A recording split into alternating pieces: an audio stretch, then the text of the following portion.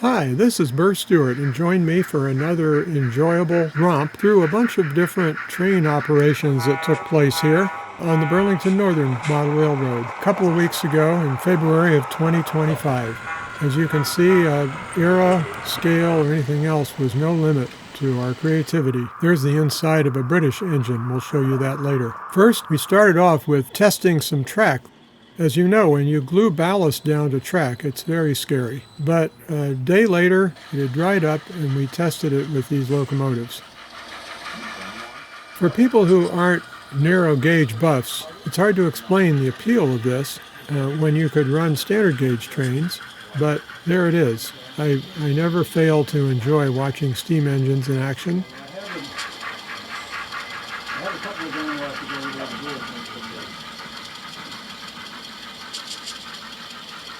And in this case, we're using a Blackstone K-27 model, which has pickups in the tender on both rails, and then also pickups on both sets of drivers in the steam engine itself.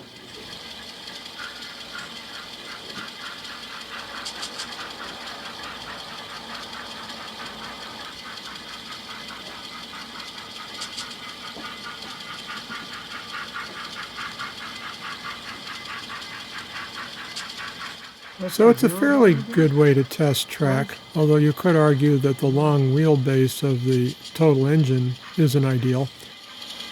In a minute, we'll run the GE 44 tonner that Brian Elchlepp re-gauged so that we could run it on the narrow gauge. We'll run that in a minute. We seem to have detected a problem right there by that switch, which I later fixed using Atlas Conductilube and a pair of tweezers to make sure I removed all of the offending grains of dirt. We didn't use ballast for this. We used some Stevens Pass dirt that I had. I think we're pretty happy with the way it turned out. A lot of narrow gauge lines didn't have money for a lot of expensive ballast. So we're calling it prototypical.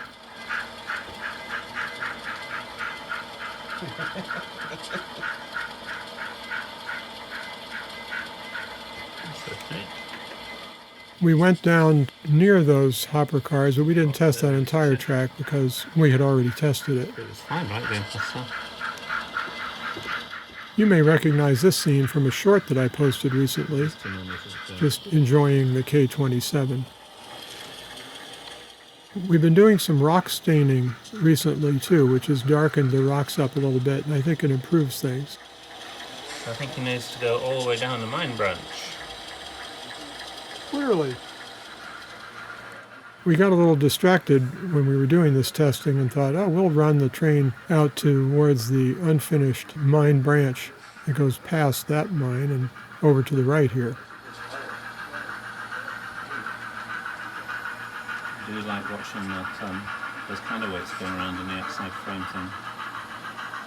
You can see these rocks, which are all just carved into extruded insulation foam. They need to be darkened up as well. I want to be narrow gauge is on that sign because Robin is lobbying me to change the Woodinville branch trackage from standard to narrow gauge so we could have yet another narrow gauge town. Whether we do this or not, it's hard to say, but it doesn't keep Robin from lobbying by putting up a poster that says, I want to be narrow gauge.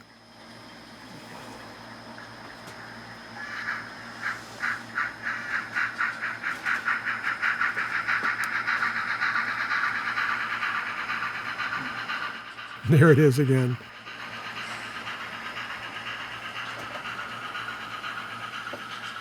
This bridge here, you'll see the engine pop up a little bit. This is just a temporary foam core bridge that we put in, and we're going to build a better trestle bridge combination for that area pretty soon, so stay tuned to this channel for progress on that.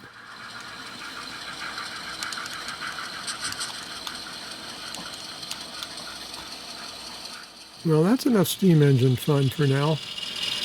We decided to try the GE 44 tonner. This is a new Rapido product. As I said, Brian re-gauged it for the narrow gauge.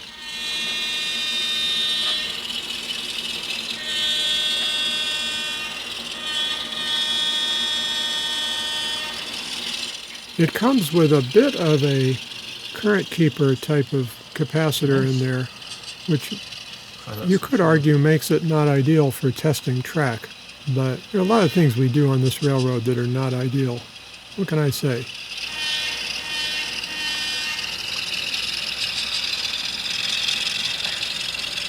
Down on the standard gauge on the right, you can see a weird-looking scramble of wood sticks, which is a very nicely done wooden stairway that Tim Taylor made a couple of years ago to support that mine.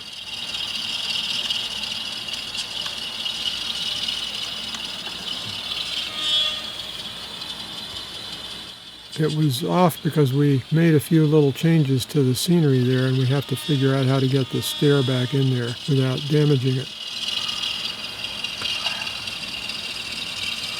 Obviously, I didn't think about the fact that it would be in the video.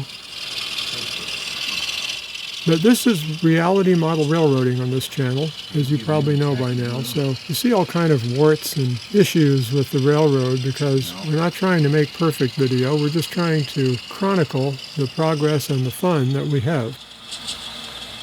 Now up there you can see a bright white piece of plaster rock casting, and obviously that whole hillside needs to be turned into rock. We'll get there. There's so much to do and so much fun to be had with a model railroad. Even if you just have a little switching layout, just banging cars around is fun.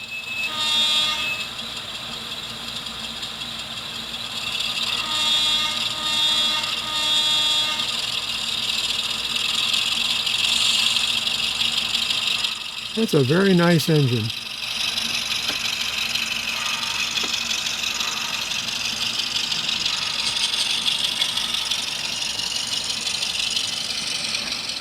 I think you saw in a previous video that we did some testing with it and pulled quite a bit of cars up our 3% grade that we have on this inner loop of the narrow gauge. It doesn't seem to be having any trouble with the track either.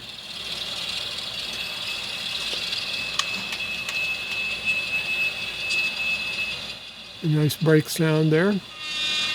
One toot means we stopped.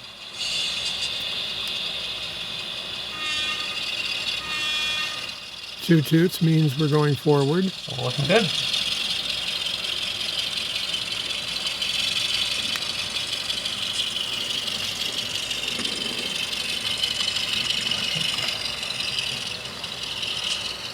That's a Chooch timber cribbing wall there. That turned out pretty well.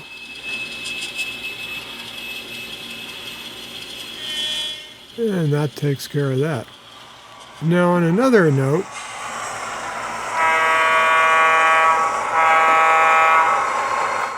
Brian was testing an Alco switcher that he had built, or modified, I guess you would say.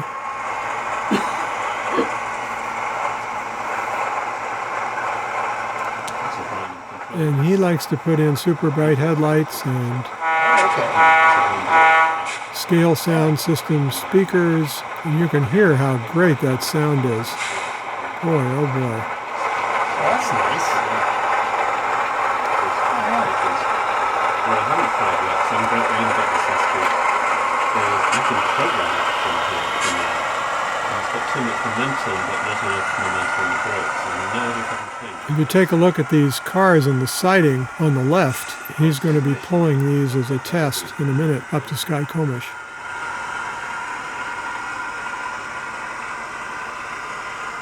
And I was playing around with the video camera to see how hard it was to do a super telephoto shot.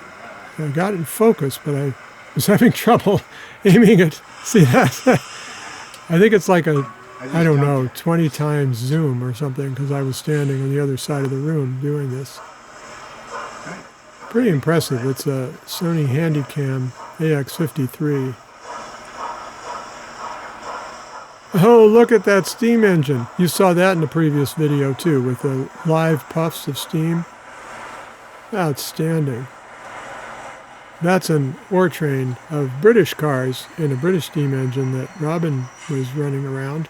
I tried to capture that by focusing on the brake van at the back. As I mentioned, a little while later,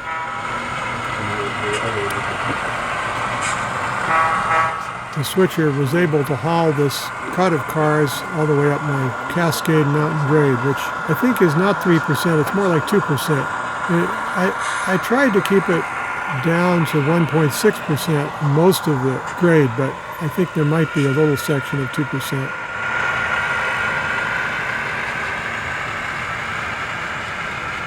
I think this loop here is a little less than that. As you know, that's Ballard on the bottom, which is a neighborhood in Seattle, and Mount Index on the top, which is a very prominent mountain in the Cascade Range in western Washington state. That whole section of railroad is just 2-inch extruded foam on L brackets screwed to the joists. Nothing to it. We ended up arriving way early. Oh. Which is never a good thing because we've never gate for you. Yep. That sectionman's shed is a beautiful model I picked up at a swap meet one year and gives a little bit of detail to the scene. No, actually, we did okay in both directions. We stand by types, so we just happen to be on the plane. You can see the super bright headlight. It's even better in person. A little gratuitous horn honk for your viewing pleasure. All right. It's snowy last week, I think, 4 weeks. Oh, the shoes were there. This is a typical bunch of 1970s freight cars you might have seen. They've been sitting in mine, so they can sit in yours. Okay, I'll put them back in my car, then I'll remember. And a SP&S caboose. Might or might not have been renumbered to the BN by this time.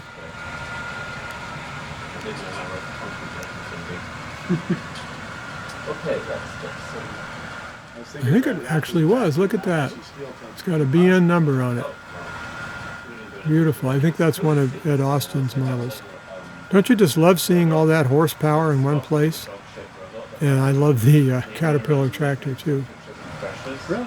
Well, for a complete change of scene, I had purchased the new Rapido bi-level commuter cars because our local transit agency, Sound Transit, has been running these for years now, right out practically in front of my house north of Seattle. So I didn't have the right engine for it, but Dave brought over his engine, and it doesn't have sound, so you don't get to hear it honking the horn, but we just wanted to run the sounder train since it was now possible, and to show off these beautiful Rapido models.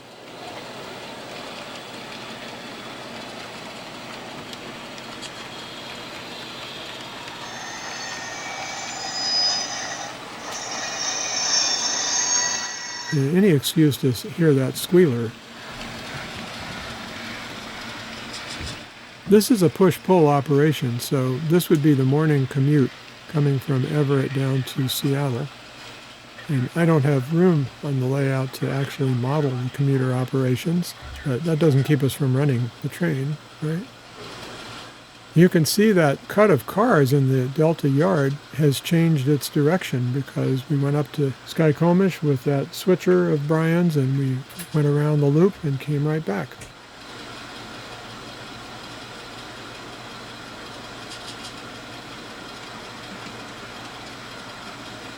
And of course now we're coming around the coast route past the crossover at Mukilteo. Looks like our steam-powered ore train hasn't made too much progress. A little bit. This is a scene that I see quite often down at Carkeek Park where the sounder is coming along the coast. Of course, it goes across the bridge number 4.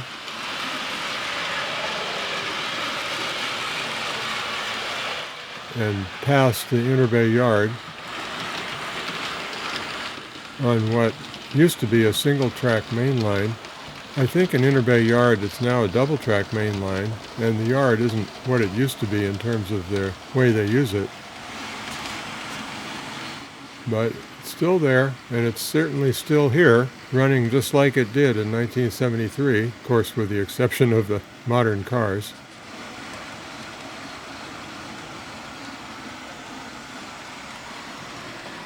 This gives you a chance to see all the cars that are in the yard at the moment. We're getting ready for an operating session, and we've got several trains made up and ready to go. You can see from those cabooses.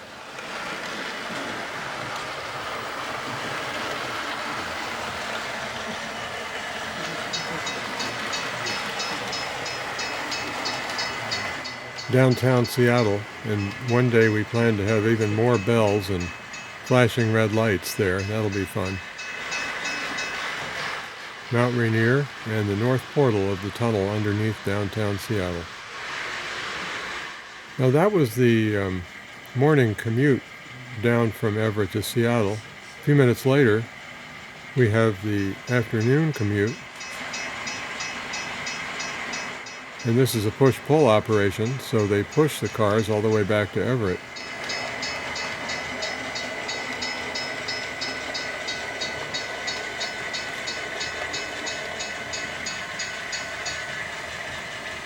This gives us another chance to survey the yard.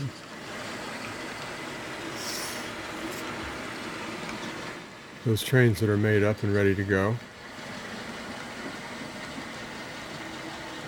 I'm not sure why the engineer was running that train so slow. Maybe I'll speed it up a little bit for you.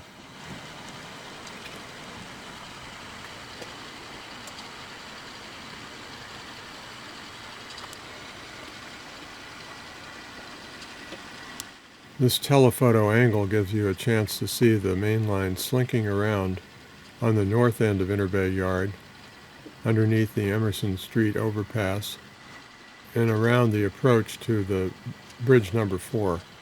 Those are really beautiful cars. I'm glad that Rapido made them.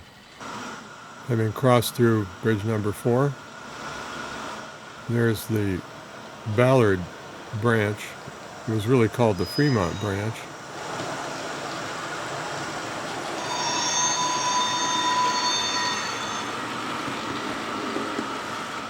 And we're heading right on past the steam train again and back up to Everett. Robin's working on ballasting the narrow gauge. We already saw pictures of that result.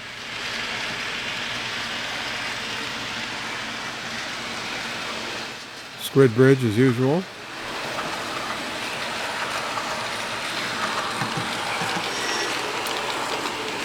And we arrived back in Everett. I'm not sure why they didn't stop at the station. That was an operational error. So we're going to take a detour now and just look at a little bit of construction that's been going on. You can see from the survey here of all the tools for the scenery, Dave has been putting down bushes in various places. Like the foreground. And also, he didn't like how light colored my rocks were, so he's been staining the rocks, and I think it's really made an improvement. He's just using acrylic paint diluted in water to put on there. And it's a big improvement, actually. It's not as dark as it looks in the video because the paint lightens up after it dries. It's a little hard to know how much to put on. And then Tim was putting some details in this area just for the operating session. He's actually building a sugar factory that's going to go in that spot where we have the overhead crane. And a little later, Brian and Tim were helping me sort scenery materials. I'd gotten a little out of control with supplies all over the place, so we decided to consolidate them into just a couple boxes. And of course, Robin was running a British OO scale engine, a couple of them, and I wanted to show you the interior detail of the cabs. They're really pretty amazing. That's got a nice horn, this Are one. they running? Yeah, the front one's running, so...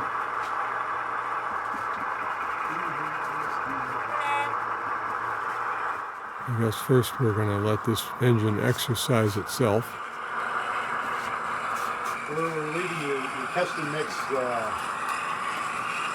custom mixes we're leaving over in. I'm not. I'm making more. close enough. Take whatever I say and just contradict it. But there's construction going on around the corner there. Not a problem. Stop. Whatever I'll come Pretty cool. That has a circular windshield wiper by the operator's window there. See that circle? That was somebody's bright idea of just having the windshield wiper continuously wipe in one direction. You never know what you're going to see on this channel, do you? So there's the interior view I mentioned.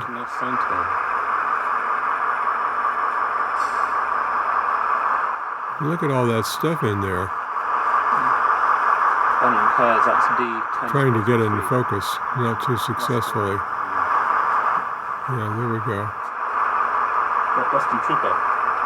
Seems to be remembered as Western Vampire, which sounds much more fun. And there's that circular wiper again. See in the front windshield? It rains in England as much as it rains up here in the Seattle area. You've got to have your windshield working. That's a good sounding engine too. And with that, this is Burr Stewart wishing you much fun with trains.